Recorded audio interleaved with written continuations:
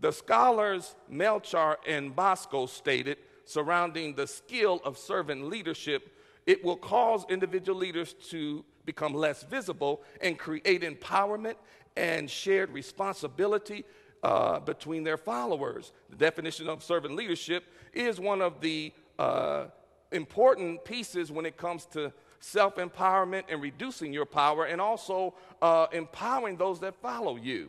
And so with Bishop Charles Harrison Mason's support, Mother Lizzie Robinson went on to establish a precedent in 1911 before women's suffrage rights. She exercised a level of female leadership unavailable to any female African-American leader in her era. She was almost 11 years before women's suffrage rights in the larger society, having to take on a task to develop women's self-development under a religious auspices. Some of the significant accomplishments of her legacy within the Church of God in Christ organization was establishing the prayer and Bible band, an all-night fasting and prayer movement, and 10 or more concepts of ministry evolved out of that to enhance female development in her day.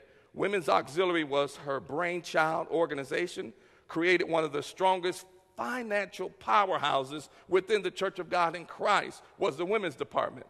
At the time that Mason Temple was erected, which became one of the largest facilities that African Americans had built in the world at that time, the women's department and Lizzie had unmasked 1/3 of the budget of Mason Temple, $130,000, which could be valued at $1 million at this time, just with women's ministry that helped Bishop Mason to undergird his ministry.